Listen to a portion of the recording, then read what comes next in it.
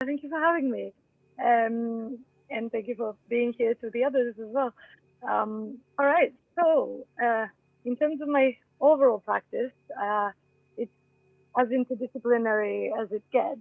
Uh, like I was drawing from a very young age, and painting, mixed media, any variation or combination of any 2D image making practice, from a bit of engraving, photography,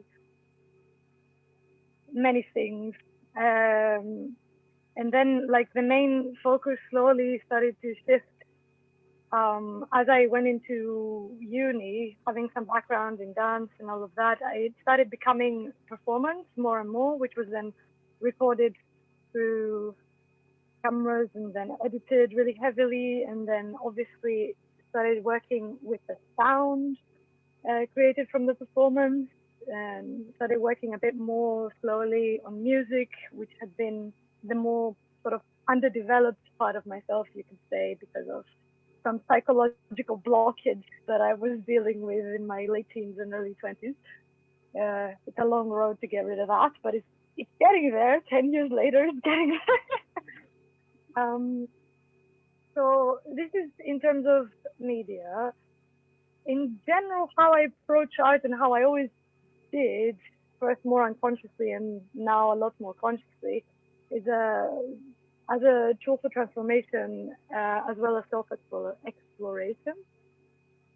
So transforming what? Transforming self, energies, thought patterns, ideas, beliefs, perceptions, the inner experience, basically, especially when it has to do with pain or trauma or struggle or entanglement.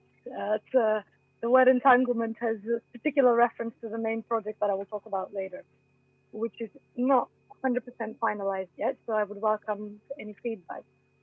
Um, yes, and in terms of exploration, of course, like as most artists use it, like the inner landscape, the personal unconscious, and then the collective unconscious from there on outwards. Uh, that especially in terms of archetypal forms and the flow of energies, I guess, in a way. And that has to do with experiences in life, with symbolism, all of these kinds of things. That aspect is a bit more on my 2D practice, I guess you would say. The paintings, especially, start reading like tarot cards after a while. And I think eventually, over the course of time, give it another 10 years, they will actually become a full tarot deck one day. Um, what else? Yeah, and yes, in terms of performance specifically, both live and on film, when I do it in specific ways, it really, I try to focus it and make it function as a ritual for this transformation that I mentioned before, which can then, like, especially if it's live, the energy of that can emanate outwards into the audience. People can project on that and sort of get their own similar processes stimulated in the progress of that.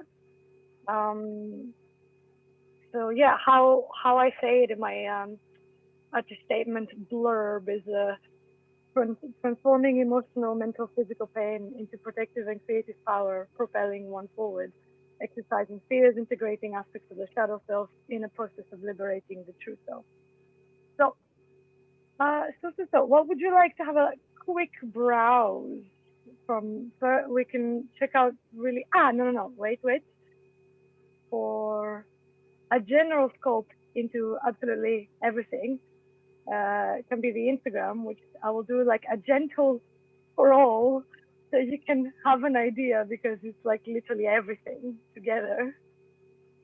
So you have some pictures from gigs, from 2D, from photography. These are the performances, working with elements and things. Sometimes indoors, sometimes outdoors. Outdoors was really interesting to interact with the public, I guess you would say, but in a very non-planned, very improvised way that ended up being really, really funny many times. Like the time when I took my egg to Thames Beach, where I baptized this cosmic egg. I called it the cosmic egg, and that's one of the performance projects. So that was a fun time. Um, so, some in terms of like the pain practice, this is like the rehearsal from one of the performance pieces that involved getting needles stuck in my chest. There was a poem attached to that. Um, one one needle in, one needle out for each element, kind of like a component of an experience of getting closer and then breaking apart with someone. And that actually will bring me to talk a bit more about the, you could call it's like a series of projects or like a unit of projects of performance projects of um, just a way of collaboratively working with performance, which I was doing quite intensively, like with two of my partners in the past, life partners. They were also artists, mainly musicians, but they were doing a bit of performance mainly with me. So it was a time of life, you could say, where this kind of thing takes up a lot of the focus. And obviously, I was using anything and everything that came from that, especially the painful stuff, especially when it fell apart and all that, to try to understand like human psychology, what the motivations behind our desires that have to do with another person, the traumas that get triggered from another person that we let in so close, the fears as well, issues with control, all of this. And even though I was always interested in many aspects of human psychology, when this kind of experiences start happening, that's really like a call to action, you could say. Um, so really quickly, I will show you some going back in time. Going back in time, this one, it was started by my partner at the time, but then it carried on into my own processing of of like difficulties inside me that were being triggered by the experience of us, let's just say. You kind of put the blame on the other, right? So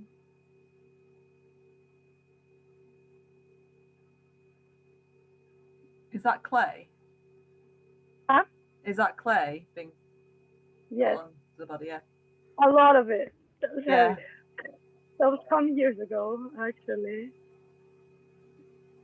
because it's not the main one. I will show you. Oh, I haven't seen this in a long time. Yes. I will skip through because that's not the main one. I will show you.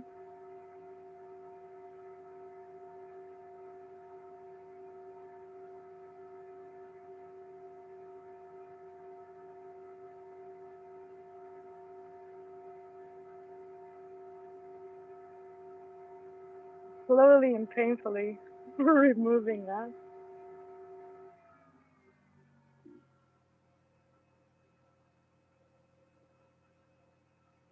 And then it is being reconstructed into this thing, this sculpture thing.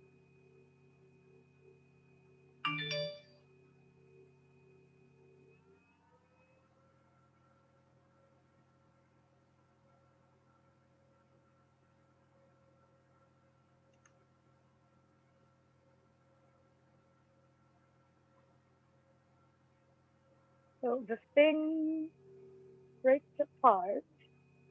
I'll backtrack a little bit more. So basically,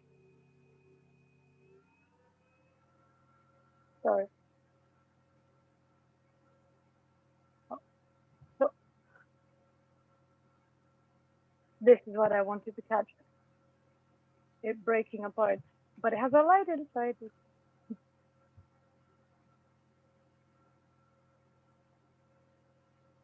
And then getting broken down again into bits, as you saw with the hammer, getting watered.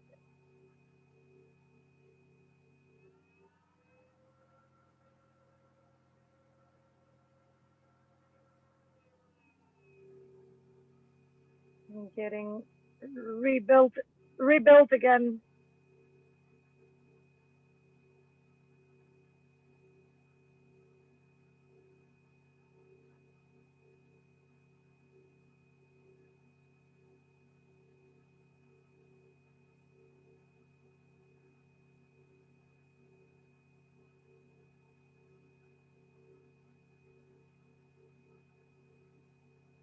And then the final stage,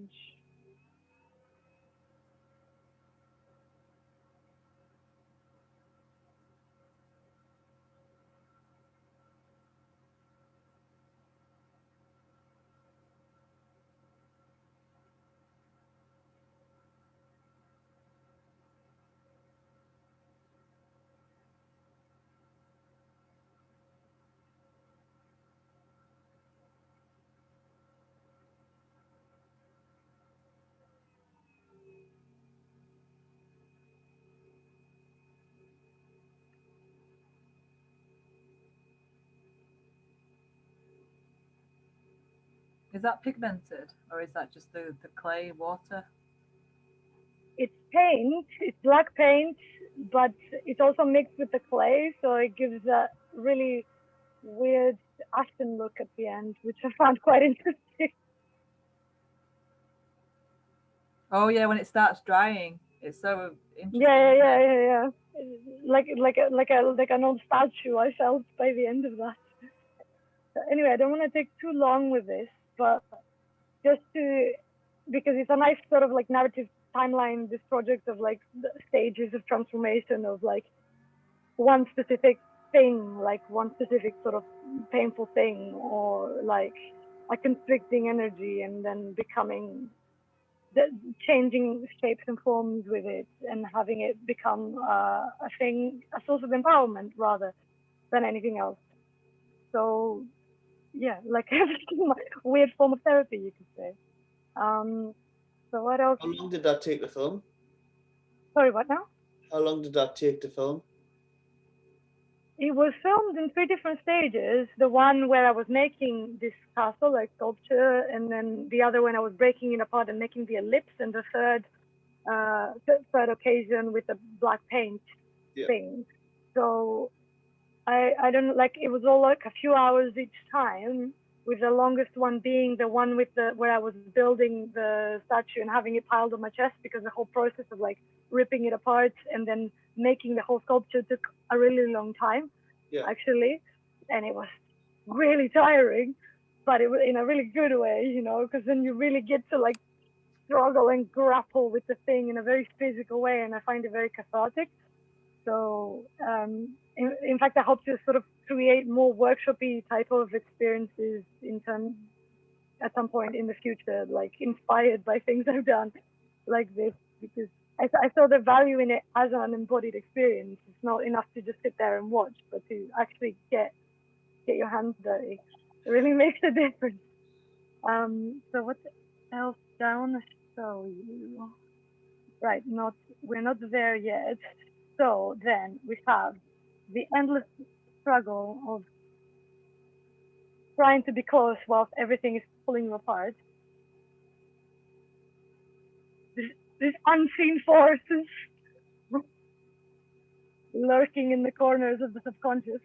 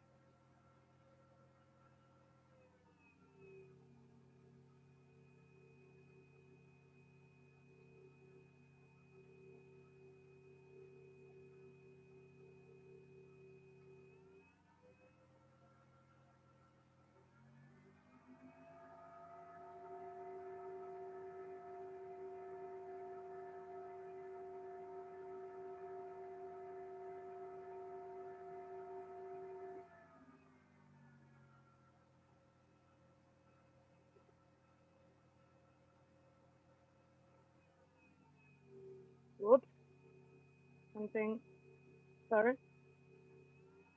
I wanted to cut a specific part, which is here.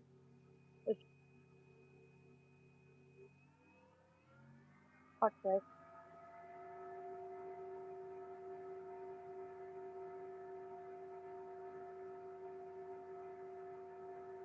Just wanted to show the bit where it was overlaid and it was all becoming like one mass of limbs, not really distinguishable anything. And then, oh, it doesn't work. Let's go back to our holes. But at the time, I found it interesting, specifically this piece, what happened, because we were still together at the time, and the end was meant to be when we were still a nest, and it was meant to finish there, right? That was my wishful thinking. And then after things were ended, I was looking at the footage and processing it in a different way, and was seeing stuff I couldn't see before. So the editing processing of itself after the fact of everything, it gave a whole other, I don't know, way to process that thing and what was going on at the time, and just hope and acceptance, even if anything. That's funny. Let's really trip down memory lane now. Also, I'm not really keeping a strict eye on the time. So can you let me know how much time I still have, or? I think we started about 1:15 and it's 25 to, but like unless anybody else has to go, I'm not super strict on the time. Okay.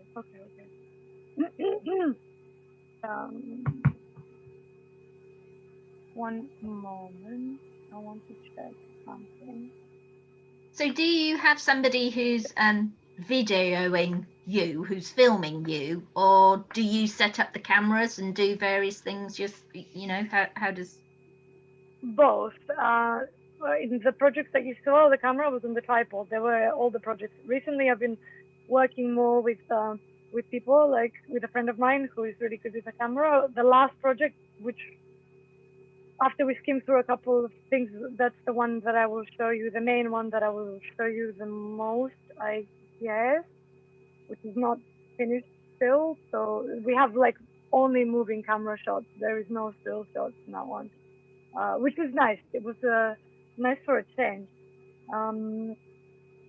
What else is worth showing you? Because that okay, intro for the new project. Yes, that project is called Reflections of Entanglement. That's we were filming that in the summer, and it is something that was in my mind, like little bits of ideas, like the actions of it, the performative actions of it, and how they related to things I was going through with people I was going through them with. They were building up these ideas for like a few years, from the relationship with the person who we made those projects together that I just showed you, and someone else who came after, who we also made some work together. A lot of it is not very well documented, but the first one is only available. What? Why is it age restricted? Can you see this? It doesn't have nudity. You can hardly see any blood. God damn it. Oh, someone reported you. Someone said it's age restricted. Because unless you check the age restricted when you upload to YouTube, someone else has to report you for that to flag up. Yeah.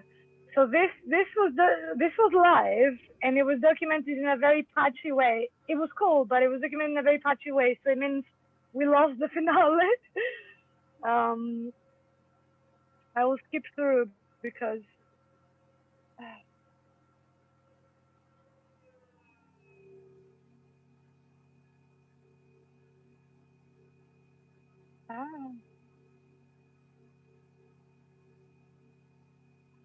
I hope the sound that you hear is better than the sound I hear, because it sounds really distorted. I can't hear any sound. Can anyone else hear the sound?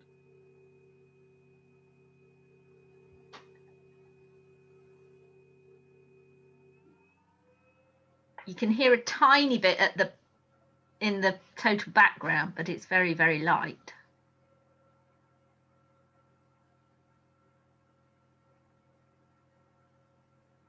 Can you hear the words?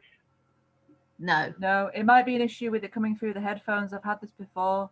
For some reason, it doesn't like the sound we hear is only through your microphone. So maybe try taking the headphones out. That might work. I don't know why it does that. If you unplug the headphones. Okay.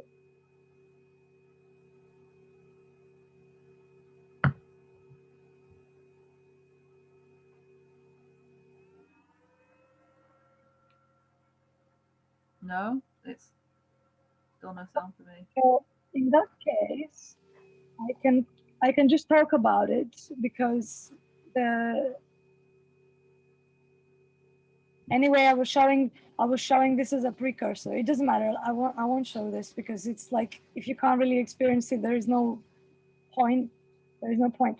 But again, it had to do with sort of with pain practice. In terms of opening up and being vulnerable, this kind of thing. But again, like using pain as a cathartic tool, as an opener. And this like relates to a project I done before, which I mentioned. And it had to do with the thing with the needles, this one, the photo one. This one, I just wanted to share the words mainly because I don't really have a video for this. Again, it was live and it was documented really not very well. But you get the idea. I will read. One for sorrow, one for joy, one for the self you try to destroy, one for pleasure, one for its lack, one for mistakes you cannot track back to source, one for the dream and one for the nightmare, one for the scream and one for the song, one for longing, one for loss, one for the blessing and one for its curse, one for chaos, one for form, one for the wholeness that gets torn, and one for the way and the weight being born. So each one of the needles corresponds to each one of these elements. That's why I wanted to read it. So this was the processing by myself of the end of the previous connection. And then it was interesting how it rolled over to me doing the same for the next person. I don't know, like, and I'm, in terms of like using these things as tools to work in different ways. So yeah, this is an interesting point where I'm at now because I'm taking stock of everything, I guess, and how it's changed over time. So in terms of the new project that I will show you in a bit, this is the precursor of it because these ideas that we're collecting over time, I was hoping to again do them in collaboration with someone else, with my last partner at the time, because again, I was exploring these dynamics more, these archetypal dynamics, right? Then they were not really personal to us. We were experiencing them in ways that many other people wouldn't are and will forever be experiencing. So, but it wasn't, like I said, that fell apart. So again, processing the fact that I couldn't do that as was the initial idea, then I ended up doing it as a following thing. It had to do with using this. Oh, your audio's gone for me. It just went a bit. Can you hear? Sorry, the sound. Yeah, it's come back for me. Yeah.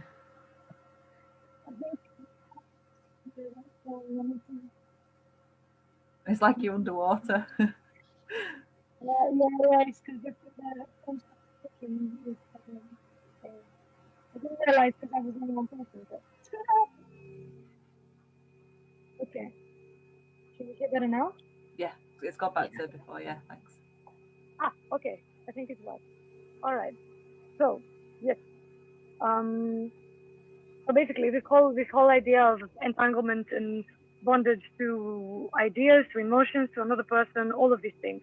I was exploring them with the body using a rope, which I'd also sonified in that particular performance. Again, I don't know if you can hear the sound enough. It will be quite messy, but all of the sound from that is coming.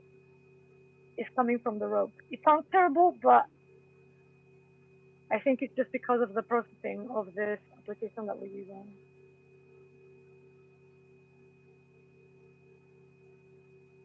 I don't think I can hear anything from the video at all. I don't know if anyone else I can. can't really hear you. No. Sorry, Alice, what did you say? I can't hear the audio from the video, unfortunately. It's not coming through. Oh, not at all. No. That's, oh well. Well, you couldn't hear the audio coming from any video at all. No, not from the videos themselves. Oh, that's a shame because yeah. the sound is quite important in all of them. But I don't know how to. That's a shame. Anyway. I wonder if I could try screen sharing your website from my laptop. Could give it a go. I mean, you wouldn't have. Try. This is from my website actually. Can you put that link into the chat and I'll just copy and paste it into my browser, and we'll try that. And if it doesn't work, then it doesn't work. But it's a possibility, isn't it? So we don't take too long. I will just talk about this one and show you pictures, I guess, because then the main I will link you the main one, which is the one that I would like some feedback on. Yeah. The newest one. Where is the chat window? I can't find. It should be, I don't know. Mine's at the bottom. It depends what device you're on. Because I'm sharing a. Oh yeah, no, I found it. But everything looks different because of the screen sharing right now. So. Yeah. Chat. Okay. Yes, I found it. All right. So this is the last one, the newest one. Let's see if it works for you, maybe. Or maybe I can try to show you that from my Final Cut. Actually, I don't know if that will work better. Okay. So long story short, because we're jumping like back and forth. So yes, again. I had the rope tied to a column, basically, which was serving as a replacement for the missing living person. And this one I called the Bonzi too, because that was essentially my experience at the time of feeling tied to something completely unresponsive and struggling kind of by myself. So it was a good experience for me to go through in the physical, because again I was able to process it a lot better. And for the last one, a while after, because I all these ideas meant a lot to me, and I really wanted to make a big piece, like bringing all of them together. Are you playing? There's some sound coming out from somewhere. Where is it coming from? Is somebody playing something? I can't hear anything. Yeah, something strange. I don't know what it is. Wow, that's a very, very weird sound, but I have no idea where it's coming from. Okay. No one else can hear this sound? No, I can, and I think that's what I thought was part of your soundtrack on your videos. No, okay. Well, anyway. What is it? I can't hear it. Can you not hear it? It goes on wow. You know, Ben? Or maybe it's no idea. Might be my laptop. My laptop's like making some sort of like whirring thing. If I go on mute. Oh, maybe it is then. Yes, that's it. It stopped. Yes. Sorry, that's my laptop. I apologize. Very interesting sound, but yeah, so it was throwing me off completely because I didn't know what it was. Searching for my tabs, like, where is it coming from? Okay. So this is called Reflections of Entanglement, like I said. So, and again, using ropes this time, not just one but many. Apart from some scenes which we were using like a super long one actually. So yes, this time I wanted to get the project done because the ideas were becoming clearer in my head as I was to process everything. Meanwhile, I was also doing a lot of therapy work through studying systemic family constellations, and it was helping me understand a lot of things. a bigger perspective on everything and how all of these things are moving, the struggles, the projections, everything, the traumas, the attraction of the traumas between people, and the triggers, and all of this. So yeah, just trying to learn from it basically. And like I said, we've had the moving camera now with a really good friend who was helping. Alice, do you want to try to play it yourself? Maybe see if the sound works from your side.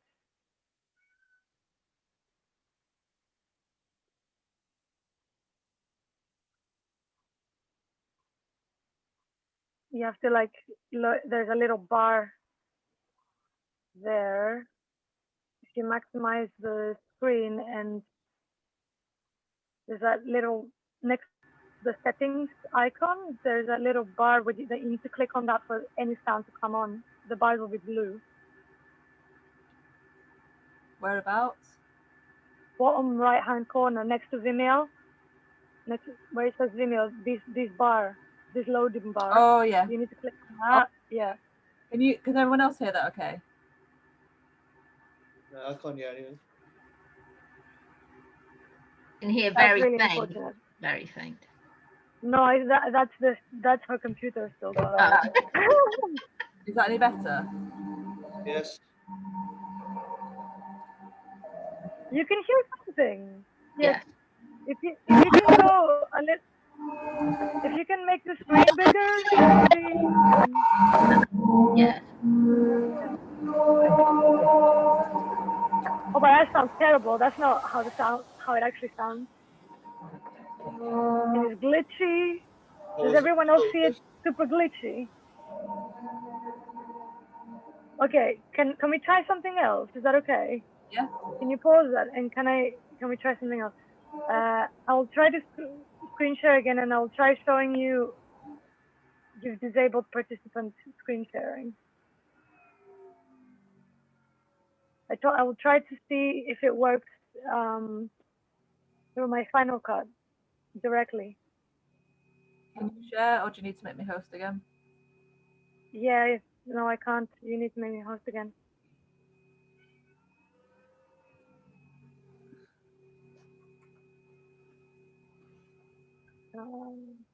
Okay. All right.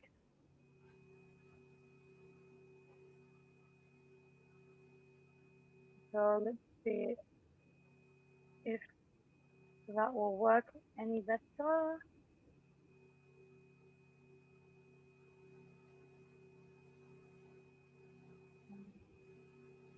You're literally seeing my workspace for this project.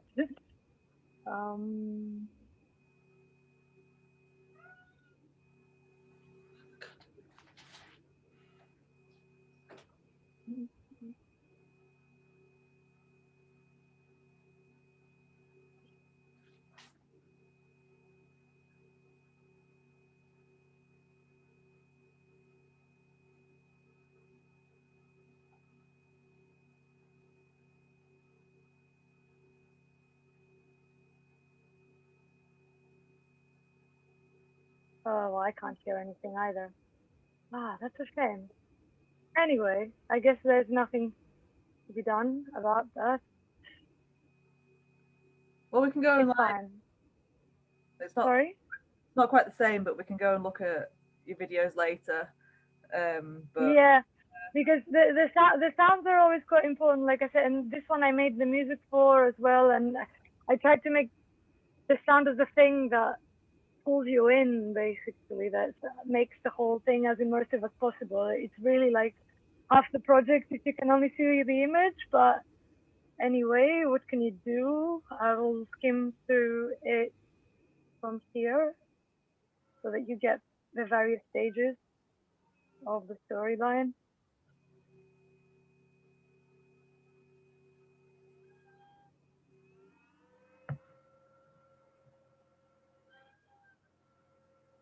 Come on.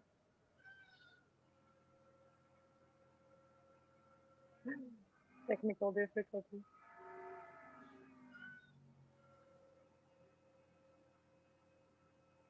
Bloody hell. Doesn't want to do it. 5 mil.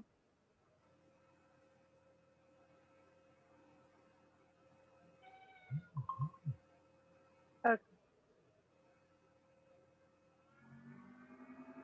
I'm hearing it now. Can you hear it now? No. No. No. Fine. It's alright. It is what it is. I have no idea how to fix it. So.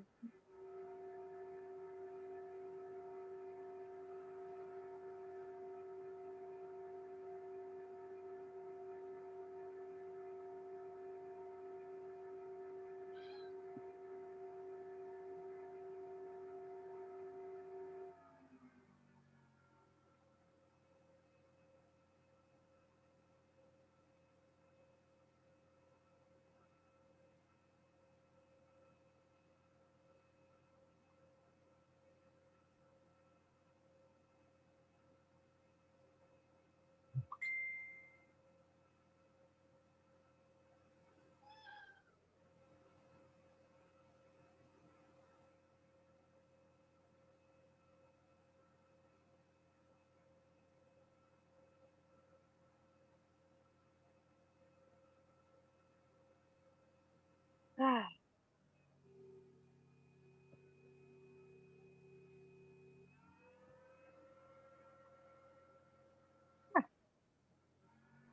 It's stuck if you make it smaller. Okay.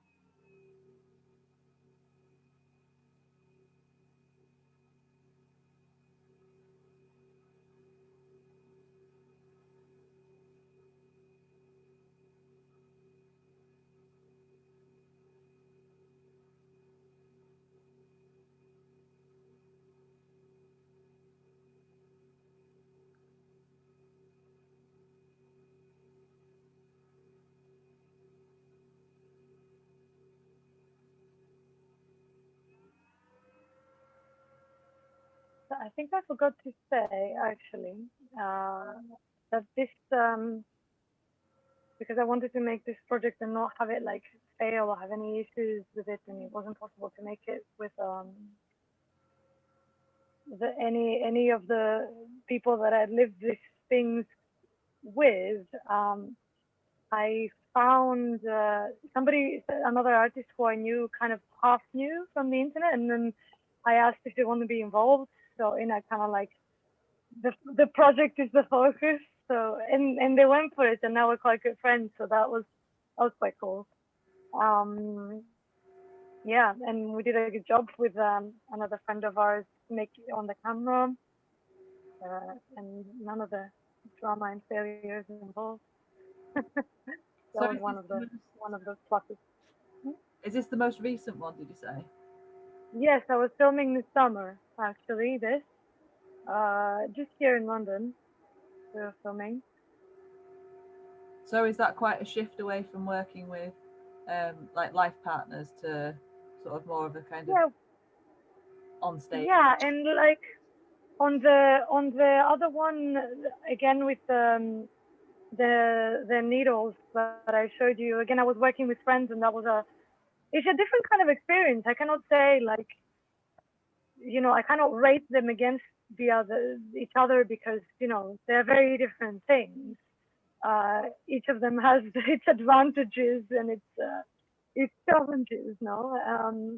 It definitely feels like this kind of very cosmically profound when it somehow aligns in just the perfect way with the person you're with, because of all the like trust and openness and all of the whatever else is going on. But at the same time, then there's a lot of chances for it to fall apart, and then you can't even use the material. In fact, I had to question whether it was a good idea to show these projects and not completely different ones that I done by myself and I have nothing to do with this, because I've had issues before with these people in question when I was showing our collaborative project.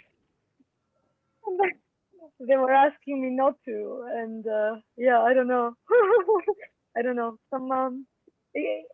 I couldn't understand why in the beginning. It really hit me as a shock, because it's like, okay, regardless of the personal, this is a work we did that has some value and usage and interest, regardless of what happened. Like, why would that be a problem if I carry on sharing it? Because it's still my work, But apparently it was.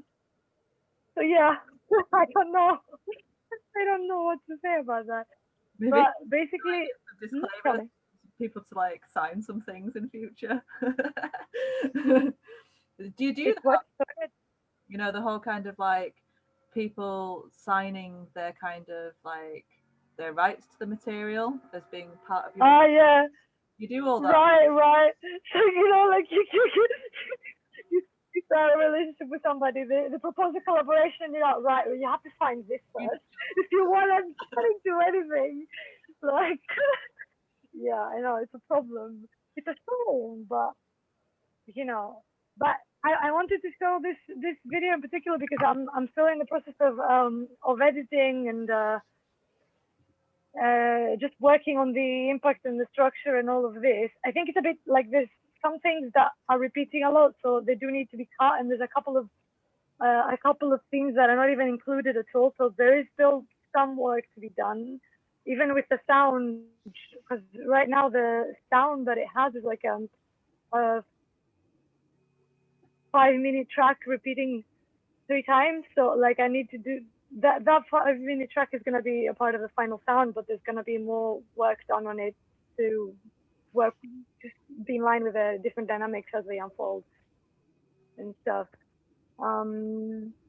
Yeah, because I was gonna ask you, Alice, because obviously, I mean that is kind of quite a refined film, but I kind of was getting lost slightly, thinking, is this supposed to actually be building into some kind of story? Are we supposed to be having, a beginning, a middle, and an end? Or is it, and I did think that if you've got music or you've got a soundtrack, that obviously helps guide you as to what's happening. But and now you've just said, because it's kind of repeating, going in a you know, and I thought, yeah, that makes more sense looking at it that way. If you have something that's going to repeat as a sound, then that guides you more. But yeah, I just wondered if, you know, again, I wasn't too sure of what your purpose was.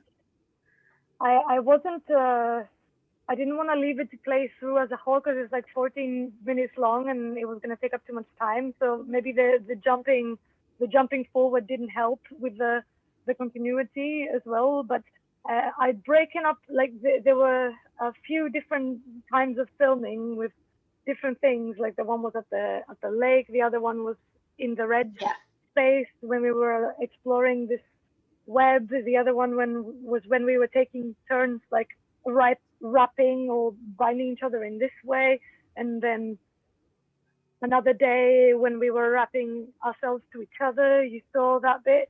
So basically, all of these kind of happenings, you could say, or these different like dynamics which were developed as a sort of performative action.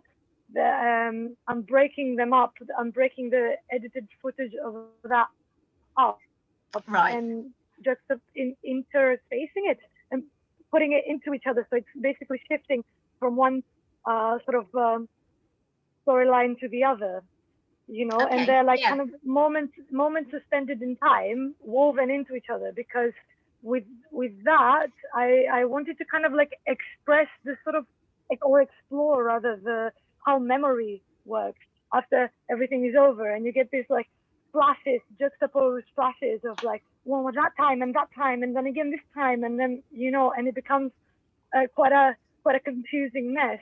And anyway, they had to do with like the energetic and emotional and mental entanglements as well. So doing it this way made the most sense. So it is meant to be quite chaotic, not have like a very, even though it does have a bit of a beginning and a middle, it doesn't really have an end as such. So, but maybe it will come through a bit more as I work on it more. Probably just, you know, gentle withdrawal as it was with the other one. Like I say, I think because we couldn't hear the music, and I think that would have possibly guided us a bit better. But as I say, I certainly thought the you know, it was quite, it's a lot more refined than your earlier pieces. But I mean, going back to your earlier pieces, and you saying about and I don't know whether it's the same person, but I thought on one of them it felt incredibly emotional. I mean, you know, I don't know you, but the pain. And I thought, oh, and I did think, well, yes, obviously that other partner in your life, if that was, you know, partner in your life, you know, if they see that and that is their pain, it is that kind of thing of, yeah, you know, it's a very emotional piece. Yeah. And that's one of the, I guess, process of doing it this way, because there's nothing that beats that kind of emotional impact. Because the one that I showed you just now, even though the piece itself means a lot to me, because the person, I didn't know the person very well, so there isn't that kind of. It's a much more detached piece. It's a much more mental piece in that way. It's not like it's not emotional at all, but in a very kind of detached way, not so much in your face as the other ones were. Technically, it's more refined, yeah, because some years later, and I was making it as though a film, like having different days of shooting and having a camera person. The other ones were more like documented performances, and then I did the best that I could with the footage that I had, and the footage that I had was the best that I could do. So at the time,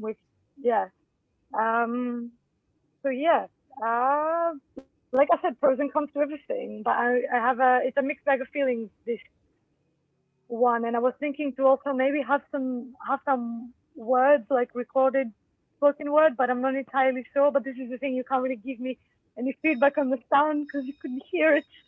So that's a bit of a shame. It's such a shame. I think that the poem you wrote before for the other piece, I think that having spoken word just brings that kind of personal element to it, whereas music has one dimension. But then the spoken word, because it is literally spoken voice, when you kind of compare the kind of like that narrative with, you know, the bodies on screen and stuff, it does something else, doesn't it? It's really interesting. I was like especially the last one, and thinking straight away, I was like, this is about being trauma bonded. Is that right? Is that something that's like part of what you're dealing with when you trauma? I mean, yes, but also like dealing with that, like processing that, accepting that that's what's happening, and but you know, like accepting all that it gave you, both the bad and the good, and then recognizing that, you know, it's time for change, and you cannot, like, there are no shortcuts. This is the thing. As I was developing the idea for that one, I had this image in my head of like at the midpoint of the structure. Okay, the needles go in, and then there's like a midpoint where I was kind of struggling against them, as though I kind of wanted to break free out of all of them at the same time. But it wasn't. That's not how life works. You have to do your processing step by step as well. So then I had to take them off one by one, saying the spoken word, 1 4 whatever it is, and then one needle comes out step by step like this. On the first part, when they were going in, it was disembodied voice playback actually, and then I was saying it live. So again, like playing with like juxtaposition of like presence and detachment and all of this kind of stuff, which all of it gives you something. Again, not to value incredibly one over the other. There's different the different effects and different value to all of these things. Yeah. Let me know if you want to ask anything. I don't know if I didn't really get around to showing you even any bloody painting work or anything like that. Question. So what were your biggest challenges filming the videos, and how did you overcome them? Are you talking about a video specifically, or asking to speak generally? The last one? Yeah. So the last one was the fact that it wasn't my partner, the person I was working with. It was both a positive in some ways, but also a challenge in other ways, because of what I was saying, that, you know, I was trying to project these emotions and enact them in a situation where they weren't really there. So that was like a funky little mental exercise. And obviously, like, it was my project and my idea, and the other person was involved, but obviously they didn't have the same attachment to it, or they were not, you know, I was directing the whole thing. So as much presence as someone can give, it's really not quite the same unless it's like their own experience in their own heart, which it wasn't. So that was definitely a challenge in terms of like how to make it what I feel like it needs to be in that kind of context. At the same time, like the guy's a good performer, and so, you know, I was happy to work with him. And yeah, I guess there's always, like, in the projects, in the filming, kind of a battle with the elements in many ways, like from the technical difficulties to, you know, like having to travel to wherever it was to do the thing. We were filming in Piotr's basement, actually. The guy performing with me, his name is Piotr Polski, weird Polish name I'm not sure I pronounce very well. But yeah, he has this really cool basement in his squad, and well, one of the challenges was the space itself, which has is a life force in and of itself. There's a lot of fungi growing down there that greet your nose as soon as you go in. It's part of the charm of the place, but, you know, again, it's battling with the elements and being very aware of this presence of this organism that permeates the walls. And very appropriately, definitely one of the challenges were dealing with all of the entanglements and the knots in the ropes, because we were using a lot of ropes in different ways. So it was all fun and games to, you know, like get ourselves all tangled up with it. And then you had to, you know, you had to untangle it, you had to like clean it because it was rolling around in the floor of the grimy basement. And so, you know, this reminding you that everything has a consequence still in that way. Looked like a lot of fun as well, like. Yeah, that bit was quite fun, actually. That bit was quite fun.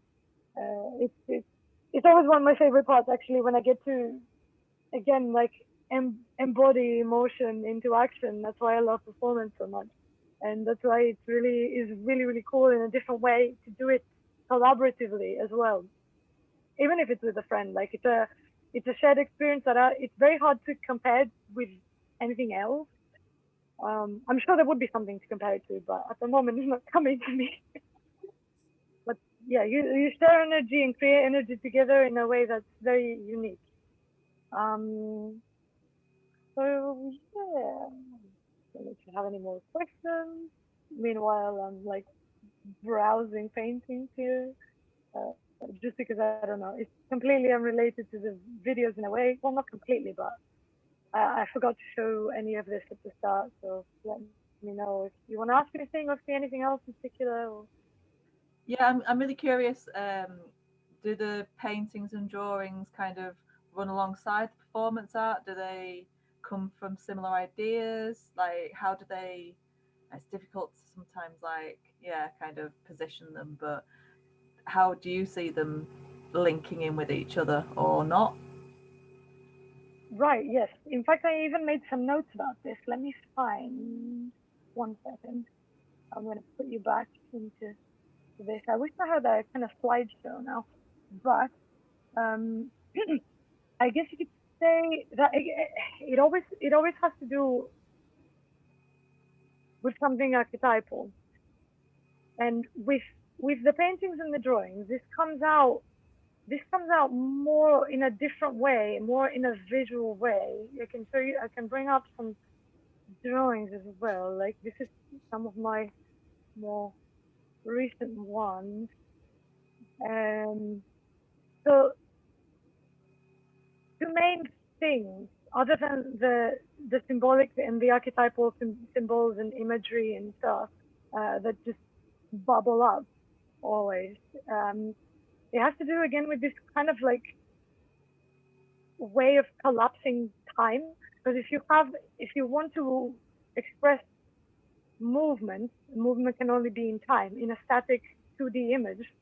How I'm doing that is, I guess, by the flowing lines over and over and over again. The same with the paintings, like this, a painting like that, for example, which are some of my more recent work. Um, Maybe it's not top quality actually here the website, but like the black lines I do with feathers, with bird feathers, going over and over and over and over and over again in layers, and then the color, and then another layer, and then another layer of color, and another layer of the stuff, and how the things connect in the movements of the shapes in the image. Say, for example, this is called the series of those meditations on the Ouroboros. Um, the Ouroboros, in a way, is encapsulating the entirety of time in one symbol, in one shape, in one image.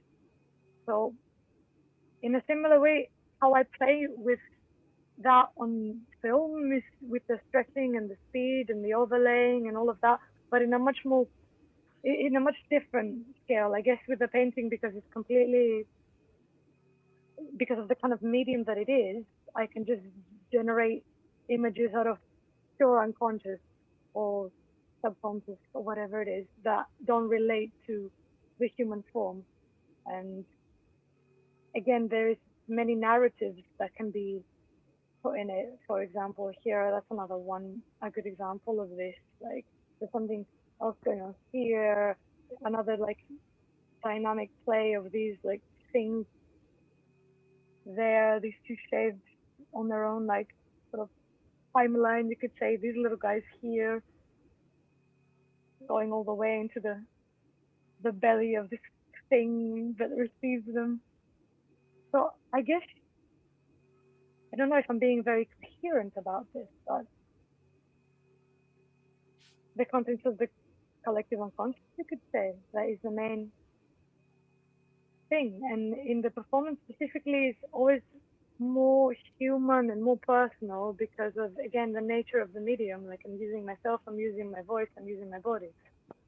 So with the painting, you can go further out into more outer layers, I guess you could say. Like this one is completely abstract, for example, has no relation to the human form specifically, even though you could see that little shape there. You could also see, I sometimes see it as a little person like swimming, but is also like the face of this peacock. It's actually a vagina that's actually like opening up these portals to other worlds there. It's the birth of a creature in deep time. Ah. Did I answer your question adequately? I can't tell anymore. I rambled a bit.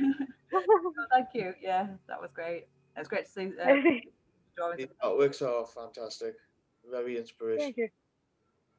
Thank you. Thank you. I appreciate it. I'm looking forward to seeing your stuff as well. I hope it's not mostly sound, and then we're not able to hear it either. That would be a shame. Oh yeah, sorry about that. I don't know what went wrong with the sound, but yeah. Yeah. Well, what can you do? It is what it is. I think there is something that would have been nice to show you as well, but I don't know. It's probably been like long enough, and we should stop here for me and carry on. No. But there is some the sculpture and installation stuff that I didn't really touch upon at all. This one is kind of a funky one because it's a mobile. Well,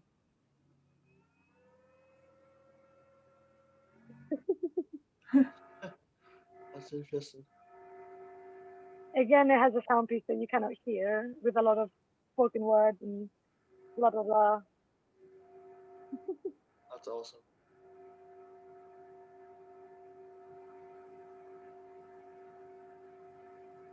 I don't know. Like a closing random little glimpse into other areas of my practice, I guess. But yeah, I don't need to carry on any longer. Go on your website, so like check it out more. But it's so fantastic to have a really kind of in-depth introduction into your work. I really appreciate it. Thank you so much. Thank you very much again for having me. Brilliant, thank you. So I can stop the screen share now, maybe somehow. Let me find how to do that. So I'll just tell you a little bit about myself first before we get into the presentation. I've wrote a speech down, so forgive me if I lose track. I'll try and just keep it slow, and I'll not try and stick to it religiously, but we'll go through it. So, hi everyone, my name is Craig Denton. I'm an abstract artist from the northeast in Gateshead. My artist persona is Pybus. I would like to tell you a little bit about myself and then start the presentation. A few years back, I was approaching the age of 29. I realised that I still didn't know what I wanted to do with my life. Going from job to job, I never really felt like I fit in or found somewhere I belong. I thought that I could be happy with a pay slip at the end of the month, but to buy what? Materialistic rubbish. I constantly trying to fill the void. I'm sure we've all been there, right? From the age of 15, I had left school. I was always working, always doing overtime and having multiple jobs to be briefly happy with a pay slip at the end of the month. But this happiness was short-lived, and my past demons of depression, anxiety were slowly creeping back in, taking over every aspect of my life. This led to poor eating habits, overeating, and excessive drinking. I was truly on a downward spiral and found that I was constantly getting loans and pawning items that I'd worked really hard to get to feed my alcohol addiction. I was drinking to escape reality as I hated my job and I needed some release. These bad lifestyle choices led me to developing type 1 diabetes. Anyway, to cut a long story short, after therapy and a little help from my friends and family, I was able to turn my life around. So I took some time off work, and I started to enjoy life and creating memories and having fun along the way. I realised that being broke with my friends has been some of the best times and best memories of my life. It shows I don't need money to be happy. I often remember a simpler time as a child when I was up in my room with a pen and a pad and just my imagination. I seem to have lost myself along the way, but after a trip to the Baltic, which is my local contemporary art gallery, something sparked inside me. An inspiration and a passion was finally born. I knew what I needed to be done. So I knew I needed some form of escapism, some form of release, something that makes me feel alive with every sense of my being. I needed a purpose. It was clear to me what needed to be done. I needed a new name, a new persona, which in turn would give me a fresh start and allow me to embrace the things that inspire me the most. With this new lease of life and new persona, which I created for myself, I felt powerful and I felt like I could achieve anything. I became Pybus. Right, so I'll start the presentation now. Right, play.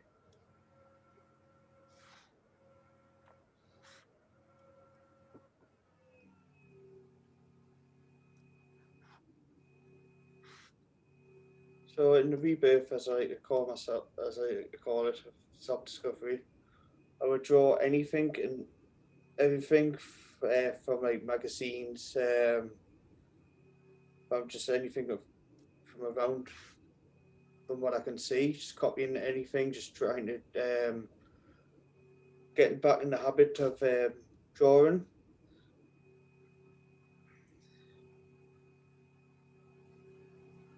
Now these are like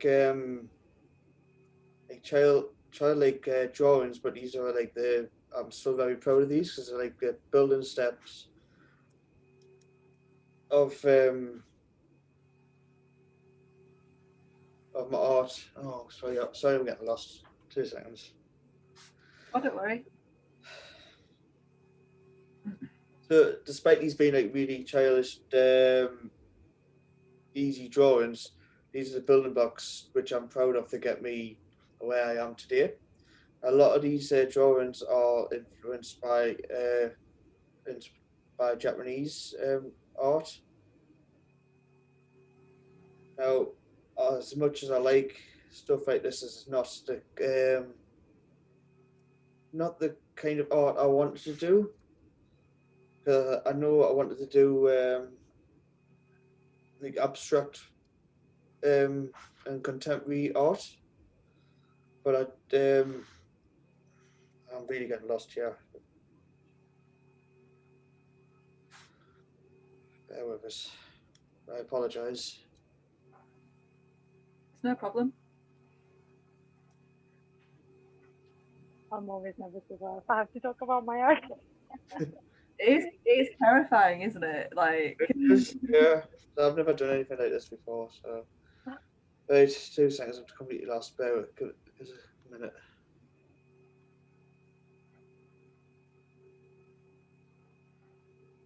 Maybe let your images of your presentation guide you or remind you what you need to say and not be relying so much on the notes if you get lost with the notes, I mean. I'll skip ahead a little bit, I think. yeah, like Alice says, just tell us about the images on the slide, and then the rest of the, Right, yeah, okay. everything else will just come out. Right, yeah, I'll just do that and then So as I said, these are just like simple drawings that I did. Copying images. These are obviously Japanese manga drawings from an anime that I copied. That's of the one on the right is of an album cover. So it was just like little designs I could quickly draw, try and get it like for muscle memory really to try and get back into drawing. Again on the left, that's an album cover. I was just drawing anything that would that I found interesting. But it's not obviously I'm recreating someone else's work. I wanted to do maybe my own abstract work, which will be coming to soon. Right, so at this point, I was looking for a community to join, so I could learn more about art and meet more like-minded people. I came across this place called Chili Studios, which my auntie introduced me to, and the place was a beautiful place. It was like huge, massive tables. There was artwork covering every wall, and there was loads of like-minded people there as well, which was like a good community. The whole purpose of Chili Studios was to help people with mental health, which really helped me a lot and helped me focus on what I really wanted to do.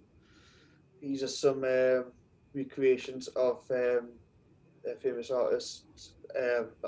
Top one is Vincent van Gogh's. I'm not sure what the artwork's called, but I did that one with pen.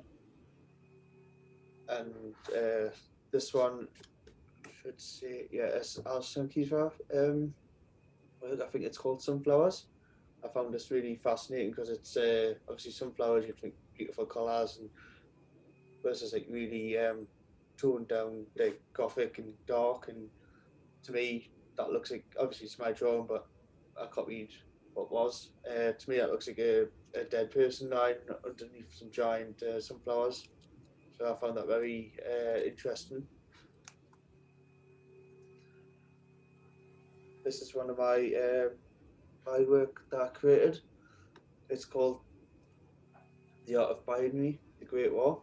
So I took lots of my ideas of my digital art and combined them with practicing collage and different techniques, and came up with this piece. This piece is a giant piece, I'd say probably 1.5 meters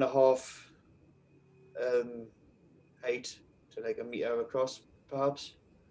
Took us probably about 4 weeks to complete.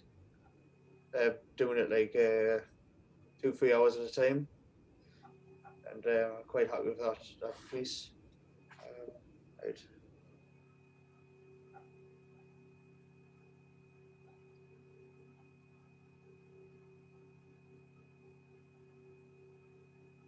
So after a year of drawing abstract art and designs, one of my friends took a keen interest in my work and even offered to buy one of my artworks, which came as some surprise. This obviously made me very happy, and I had me thinking, if I could create happiness for one person with my crazy doodles, then perhaps just by showing the world my artwork, I could inspire others to make the world a more colourful place. This is called The Nature of Binary. It is a acrylic paint on an A3 sized paper, framed. It's this piece is supposed to like represent the merging of nature and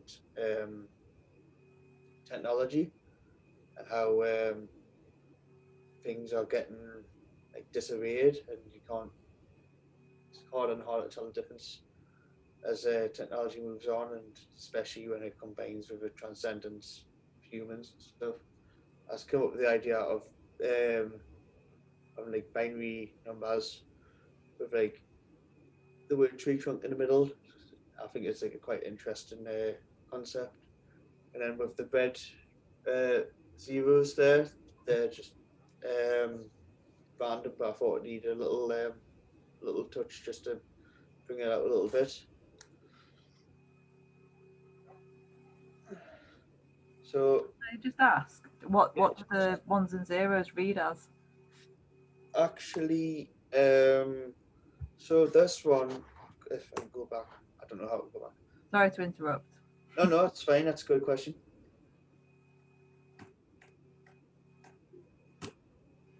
There we go.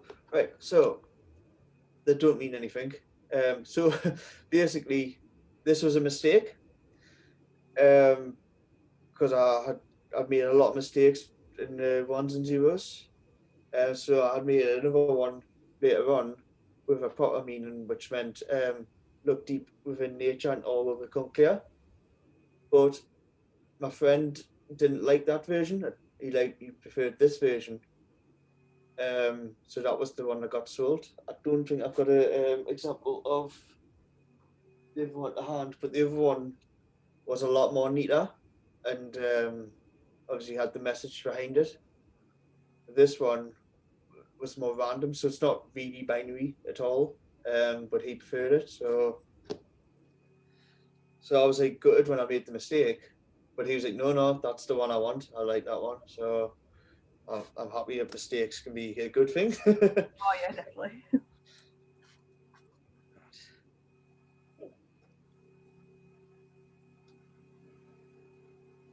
So at this stage, I started to gravitate toward creating digital artwork and as experimenting with different art and applications. I also started applying for artwork to be exhibited in galleries by the UK Arts Council, and it didn't take long before I got a reply.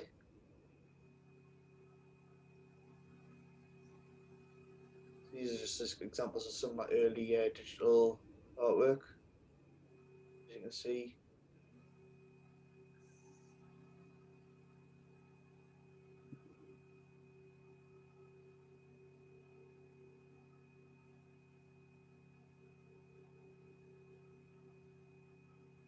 So my first exposition.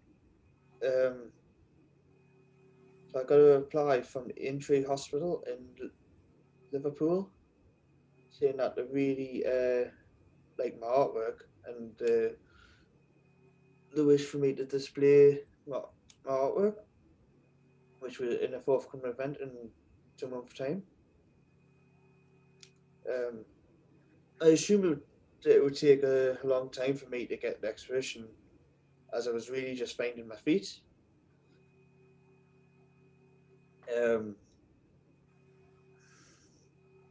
This one's called Content with Despair. This is about it's about negativity and focusing on negativity and feeling as though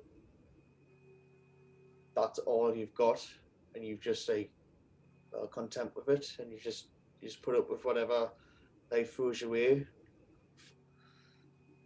There's a negative outlook on life. That's what I had. That's what I was feeling at the time. This piece again was at Liverpool Aintree Hospital, and after a few months of it being in the exhibition, it had a lot of attention. This piece is called Yoshimitsu, named after my cat, which is just sitting right there. You can see him. See? He always sits there when I'm on the computer. So that's named after him, and that's the one that's sold. So I was getting a lot of attention that as soon as I went down to Liverpool. So I went down for the opening day to do a speech, and already they were saying that the one in particular, has been getting a lot of attention.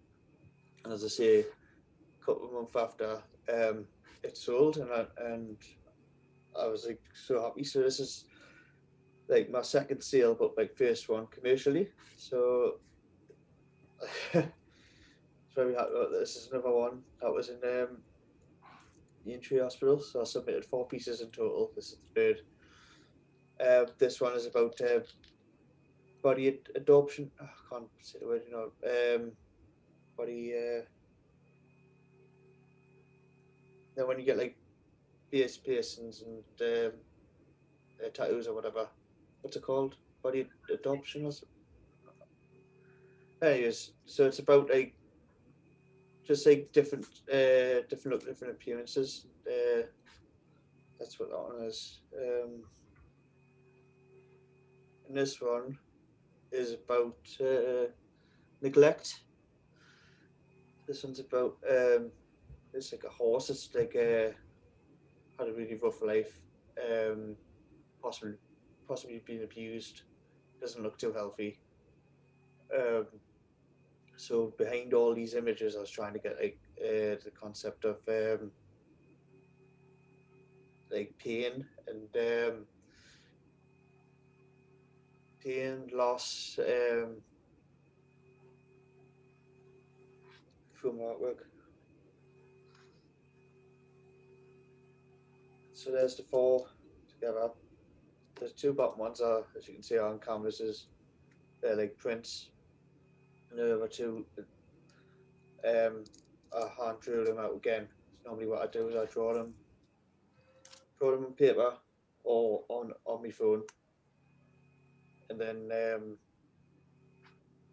print them out 3D, and then go over them again. I trace them or use like a light board or something. So that's them.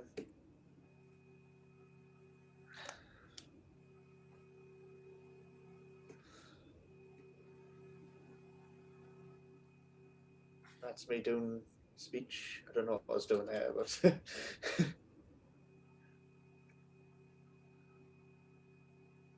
a few of our galleries. I'm just not going to bother with this speech anymore. I'm just going to talk through it.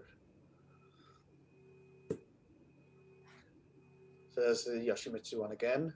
That one's just a print, another print. So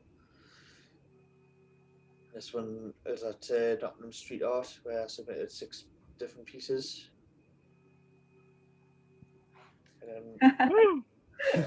Nice effect. Lockdown came in full effect of this year.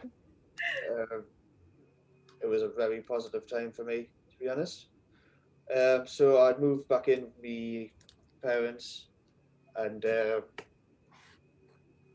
was able to like really focus on my artwork with no distractions, nothing. I was a bit hesitant at first because I was like, I like to blast me music really loud, and I like my own company. I like to be by myself. I was well looked after, and as I say, I was really able to focus on my artwork and create really good stuff, really stuff that like I never thought I'd be able to do. But with all the time and practice, I was also doing like some online photography courses at the time. So I was combining my photography skills with some artwork, which is like go back.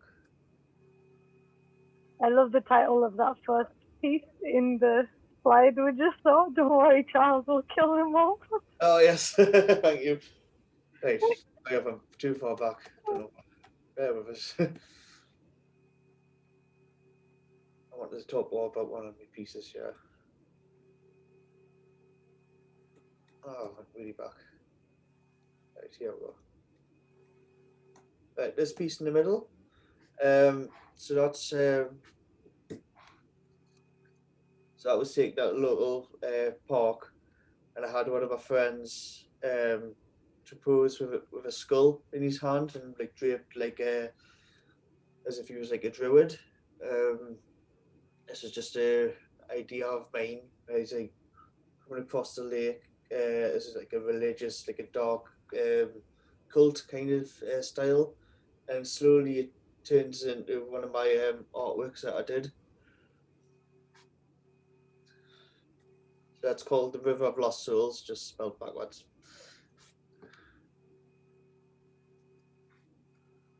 Yes, that's got a big title, but it's cool.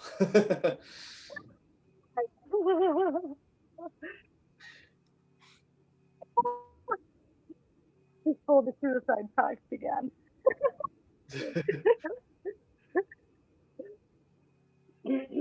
So, as I say, I was really able to focus for me artwork, digital artwork, and I was, even despite lockdown, I was getting noticed by galleries that still wanted to have my art and exhibition it virtually, and also try and sell it as well. So I submitted to quite a few galleries last year. I would probably say about 6 or 7. So I thought, like, most people say the word lockdown and it's negative, but there's a lot of positive things come out of it, and I felt more motivated than ever.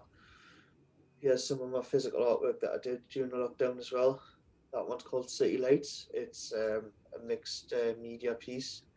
It's supposed to represent, obviously, a city at night. There's like different oils and pastels and chalks and crayons and bits of newspaper clippings and even spray paint used for that piece. That's going to be put in a gallery at the end of this month, I believe. One of the local galleries that Chili Studios is going to help us put it in, so I'm quite happy with that. What kind of size are these pieces? Right, so what the City Lights is A3 size. Yeah. And this one is also going to be put in a gallery as well. That Chili Studios is going to help us. This one's a much larger piece. So I'd probably say like just under a meter length, and then about 60 centimeters wide. So this piece was 23 A3 artworks, all cut up and bounded together to create this. It's supposed to be that way. Like the left is supposed to be the top. It's supposed to depict like a Second World War dogfight. Hence the name Fire in the Skies Above. So all these reds and oranges are like the gun smoke, the fires that the planes are fighting. And at the bottom, like you've got like the grass and the seas kind of color. This one is also another one that I did during the lockdown. It's supposed to. Well, I was doing an art course and chose to like take an object from my house. So I chose. My mum's got a model cat, so said to draw that. But then I had to try and make it abstract. So she said concentrate on just one idea. So I kept repeating the ear shape, like the triangle ear shape, and just putting it all over. Then I wasn't really happy with it, so I cut it up and then mixed all the pieces where again. So and then put around the outsides like newspaper clippings and things that reminded me of the lockdown. So that's how that came together. So I cut it up a couple of times to create that and come up with the name Corona Cat for that. I love your titles, they're so cool. Thank you. So I was listening to David Bowie once I named this one. So I was just playing with different, trying to mix oils and acrylics. Now people say they don't mix. Now they don't mix. But I used that to my advantage, and I came up with this. I'm really happy with it. That is like a A4 size piece. This is on canvas. It's called Sunset Horizon. So I was just got a new paint set, and I was just testing out how it works and what works with what, and I came up with this, and I was like really happy with it. That's on canvas, probably about 60 centimeters by 90, I think. This is a result of a larger artwork I did, and I got left that I was cutting out circles. Again, using like loads of different artworks previously, just like the other one.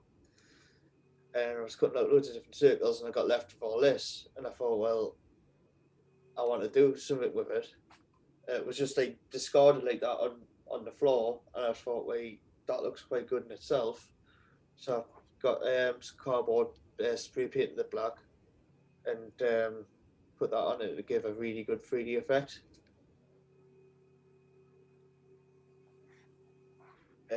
So as well as being recognised by galleries across the UK, there's also some magazines that I got my artwork published in. This is 2 copies of Average Art magazine, 2 different mups. On the left, that's that one's called Freedom. That was in the A5 magazine. And that was this piece that one that they chose. I'm not really happy with this piece, but they chose it. It's in their magazine, so I'm content. So I'm getting noticed. So I'm quite happy. I also got my artwork put in Aesthetica magazine, which I'm very proud of. It's just so happened to fall on my birthday month as well, so I was like a little present in itself. So this one is called The Collective Memories of the Humankind, a Tree of Absolution. So this is thinking over the lockdown, thinking about the people I can't see. One of them being me gran, who's in a home. She's got dementia, so she kind of won't notice what's going on around her. So I guess that's kind of a good thing. But it's just been heartbreaking not being able to see her, because I see her on a regular basis, and she was like a very important, still a very important person to the family. So that's been a bit tough. But it's also supposed to represent, like, imagine like the whole human life is gone on the planet, and this is like nature's tribute to humankind, that it's like some kind of enhanced tree or something that reflects history of humans, and that we're all learning to get on a bit too late until extinction. So it's like a kind of tribute to the humankind. And this is called Impression of Colour Fulfillment. So this originally was a really dark black and white piece. Looked quite interesting, but going through lockdown, as I say, was a very positive time for me. So lots of colours were coming out, in contrast to my old work, which is really dark and gothic, which I'm so proud of. But with the colours now, it was really bringing out my personality, and it was reflecting how I was feeling at the time.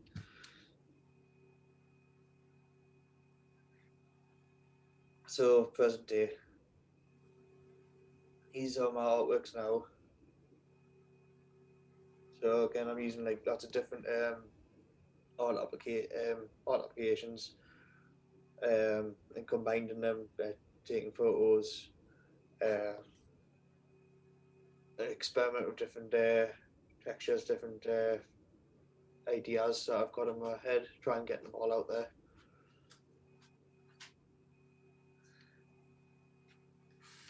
Violation of Vanity one I really like. Can you go back for a second? I want to see it again. The Violation of Vanity one was a really cool one. Is that the one with all the eyes? Yeah. Yeah. I don't know, it's long to load. Can I ask what are you using when you manipulate, when in terms of materials and in terms of software, when you make these images? So there's a lot of different applications that I'm using. Just big bounce between them. I use about 5 to 10 at a time. Sorry, I didn't catch that. Something at a time. What? So I'm using like a lot of different applications, keep bouncing back and forward between quite a few, using different like filters and textures. and then going back, uploading my photographs, changing them, edit them, like put loads of effects or whatever, and I'm coming up with these crazy, beautiful designs. Can you name a few? This one, Violation and Vanity. Oh, do you want me to name a few apps? Huh? What did you say, sorry? Sorry, I didn't mean to interrupt you. I was just curious if you could name a few, like Photoshop or some other ones I don't even know about. I'm just curious. Yeah, I'll bear with us 1 second. Yeah. I will tell you. Right, so I'm using one called PixArt. I'm using one called Paint with 2 N's. Mosaic Art Lab.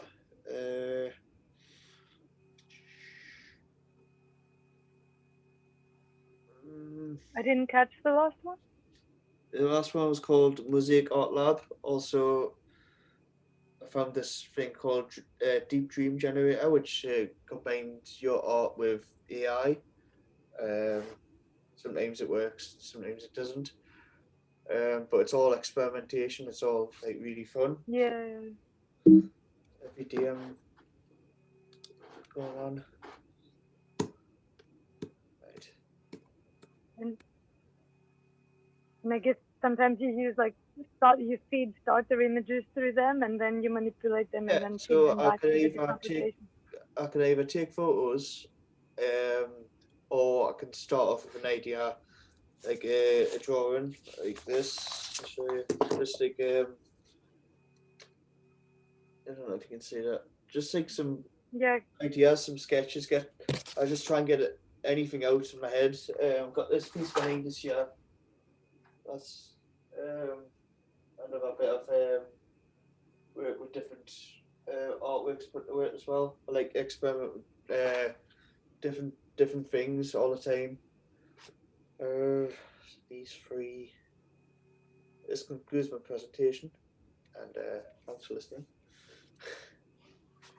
Cool. Thank you for sharing. Yeah, that was really good. Really good. Diverse range of works. Yeah. Mm-hmm. Yes, I did push through my timeline of where I came from to what now. Sorry for getting completely lost on the on my speech, but whatever. I thought it was it was lovely. It was really good to see your early works because, I mean, I'll be honest with you, having seen those last ones, and I must be really honest with you, because obviously after last time in December, and you'd said you were a digital artist, and so I went and I kind of Googled you, and that was it. And I just thought, oh my God, he's amazing and all this stuff. So for you to actually show what you were doing and how you started, I mean, you really are inspiring. You know, it's just, it's amazing. It's wonderful. Thank you so much, you know. You're very kind words. Yeah. And it's lovely to see that timeline as well of, like, you know, the kind of progression through works, and I just love the way you were like, lockdown has been amazing. You know, so many people have struggled, and it's really lovely to hear that, you know, these kind of like these examples of how it's been a really positive thing for people, and you can really tell that in your work. And I actually really like the line drawing black and white ones that you had in the hospital, and they are dark, and I like that about them. But they obviously come from like that dark place, so it's nice to see that kind of side of it as well. Absolutely. It'd be quite nice to kind of almost sort of put them on a par with each other, being like, you know, a flip side of 2 different coins in a way. Yeah, certainly. Yeah, thank you so much. It's been really inspiring. Like, I just really appreciate artists coming and talking about their work, because you can see work, and whether it's in a publication or on a website, but you never really understand it until people talk about it. So yeah. Fantastic presentations tonight. Thank you so much. Yeah. So what's next for you? Oh yes, so I was going to talk about my future. So what's next for me is I want to recreate my digital art physically. So either using a projector or a light board, I have started to do a piece. This is one of my digital arts. Can you see that? If you stop sharing screen, it'll come up bigger because at the moment it's like a little. Oh, okay. How do I do that? How do I? Oh. You are already sharing your screen. Right. So there. Can you see that? Is that better? Yeah, I can see that better. Thank you. Right. Yeah. So that's one of my digital artworks. And I'm trying to recreate it. The lighting in this room is terrible, so I apologise. Okay. So if you can see all that's just pencil lines of that I've been doing. Oh wow. But I've used like acrylic, not acrylic, like a watercolor pen to do this, and I think I've used the wrong medium. I have spent like 18 hours on this so far. I'm going to start again. I think to get like the lines and stuff I want, I think if I use pencil, that's different pencils would probably be better. So I don't mind that I've spent a long time doing that, and when it's come to the medium of messing up, I don't mind at all because it's a learning curve. Yeah. And I need mistakes to learn and grow. So I'm happy. And sometimes the mistakes are the bits that you go like, actually, that's the best bit. Sometimes. Yeah, absolutely. I totally agree. Yes. Like the example of the painting that I sold to my mate. Like he liked that one, even though it was the mistake. I was going to chuck it out, but yeah. You also seem pretty good about kind of recycling bits of your work as well. So if they don't work in one context, you'll use or manipulate them and do something else with them. So that's definitely what I'm going for. Yeah. Zero waste policy is always the best policy. Absolutely. Yeah. So even if there's an artwork that I hate that I've done, I'll keep it for later. I can either cut it up, rearrange it, and use it as a different project, or come back with paint over it. I don't mind making mistakes. It's all adventure. It's all learning. So I'm quite happy. Fantastic. So sorry, can I just ask, because obviously when you've done your digital pieces and they're on your computer and you print them out, what printer kind of do you get them printed professionally? I can't imagine. I can't get them printed professionally. I will show you one example if you don't mind. No.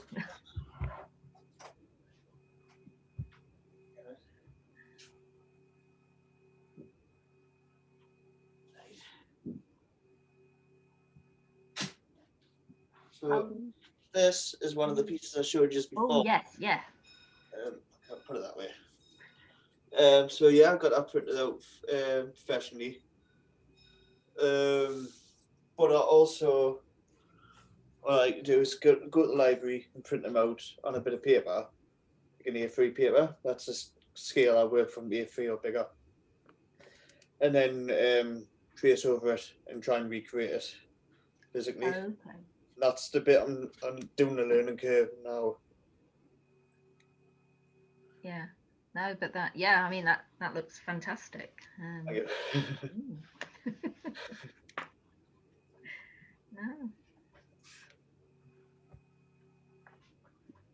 Fantastic. Oh, thank you so much. Welcome. I'm so inspired.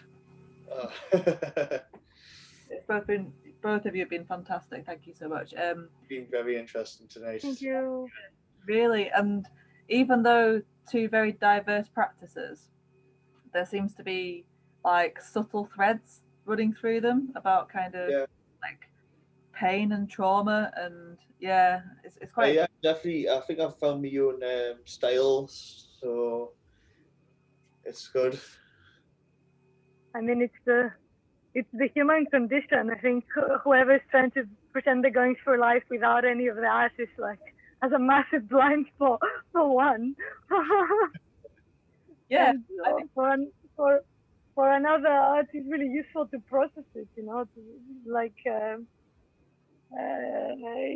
Yeah, process it, heal it, make something of it, use it as raw material to find some kind of purpose or meaning, or at least a narrative or something Yeah, to make life make sense. yeah, absolutely. Yeah, Process as well. So it's got a kind of a dual effect of like ourselves as artists processing what we're going through, but then other people see it and maybe it helps them make sense in a way. Yeah, That is like maybe non, definitely. or something that isn't quite like at the forefront of consciousness. Yeah, it's I fascinating. always find it hard to articulate my art. I like other people to tell me what it's about. Yeah, I like both. Yeah, Like the process. that is a really cool experiment, actually. Yeah. It's very good psychological test for the other person, and also I find personally I find very interesting in the paintings, especially because, or in abstract stuff, because then anyone can literally project their own imagination freely, so you will get so many more different things than you can possibly imagine, stuff that you couldn't see yourself before. Then you start seeing it because someone else been, okay, there's this there and that there, and I see this, and you're like, wow. It becomes so much more multi-layered when you share it. It's like it completes the piece in a way, I think, Yeah. especially for pieces like that. No, it was really fascinating, both of you. Thank you ever so much. It was yeah. I'm so pleased I missed Boris's announcement and made my choice to come here tonight. Thank you. Yeah, we thank you. Much better than the alternative. Absolutely, absolutely. No, thank you both very much, and thank you, Alice, for organising it. Thank you. Thank you. Been fantastic. Bye. Hope to